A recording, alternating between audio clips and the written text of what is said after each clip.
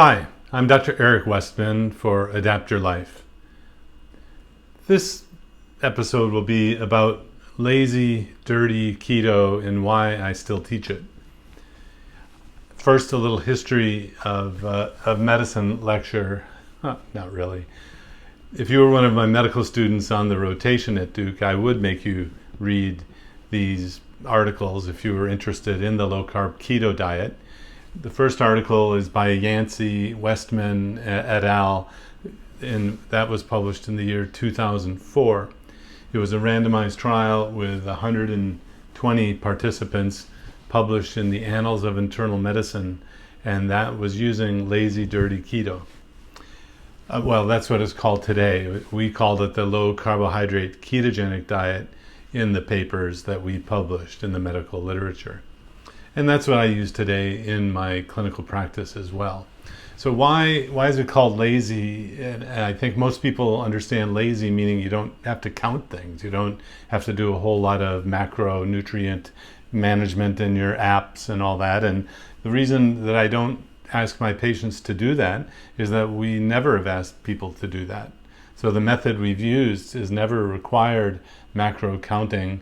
And if you think of lazy as being kind of a smart lazy, not lazy, and not doing your work kind of thing, it's still very effective. And the best paper, so this was 2004, our second paper on the keto diet, and then this is 2005. Gunter Boden published a paper, the Annals of Internal Medicine, 2005, where they took people, put them on a research ward and just gave them ad lib, meaning as much as they wanted to eat of low carb foods. Basically, it recapitulated the kind of diet that we taught in our papers, and the kind of diet that Dr. Atkins, Dr. Eads, Dr. Rosedale all used in the late 1900s, where you didn't have apps to help people do this, and you didn't count macros. And so what happened in this paper is actually pretty amazing. On the research ward, people ate as much as their height said they should. So they automatically reduced their caloric intake compared to before, but they basically matched their intake to what they needed. And that's the basis for the lazy keto diet, where you don't ask people to write out what they eat, how many calories, how many carbs, how many fat proteins, how many protein grams. You don't tell people that through an app it says you need more protein, you need more fat no. So I just went online a moment ago and filled in some of these carb calculators, do your keto this, keto that, 28-day plan, and they all wanted to come up with a calorie level and a macronutrient level specific for you. And I just don't think that's possible given the current standard, current state of the art. So I prefer your body to be the guide in terms of how much you eat, and given a set of foods, what you eat, as long as it's a carefully, properly formulated sort of plan.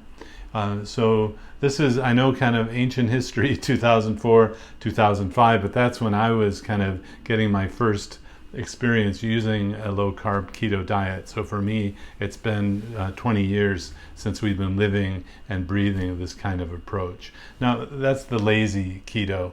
What about the dirty keto side? Today, that kind of means like you don't have to have grass-fed beef. You might actually go to McDonald's every now and then and not be too worried about it. Or even, I've had some people who have only eaten at McDonald's. They didn't have the money to eat at any place more expensive. So what did they do? They took the buns off the burger, or the bacon burger, bacon cheeseburger, if you like. They didn't eat the fries, the bun, and they kept it low carb keto.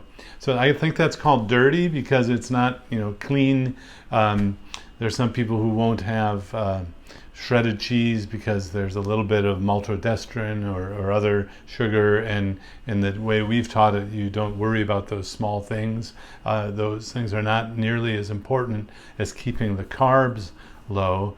So until there's a study in a peer-reviewed journal with I would say just 50 people would be fine. We've had hundreds, now thousands in other studies doing this kind of approach until there's a clean eating study showing that there's some change in a human that you can document and reproduce. I'm going to kind of stick to my standard lazy, dirty keto approach because it's very effective, and actually this will help when people are too overwhelmed and too confused about a very strict kind of keto approach today that really has not been the time-honored approach of using LCHF or low-carb ketogenic diets for diabetes and obesity. You might need to be that careful and strict if you're using a keto diet for epilepsy, but that's not what we're talking about here. So I guess I throw down the gauntlet that show me some papers, let's do some research to show that there is added benefit beyond just keeping the carbs low. So is lazy, dirty keto really worse than clean eating, grass-fed beef kind of keto approach? I don't think there's research to support that yet, but I'm open to listening and reading and learning. So that's Dr. Eric Westman on why I still kind of use lazy, dirty keto in my practice. Be sure to put your comments below. I'd like to hear them, and subscribe to the channel if you haven't already. Until the next time.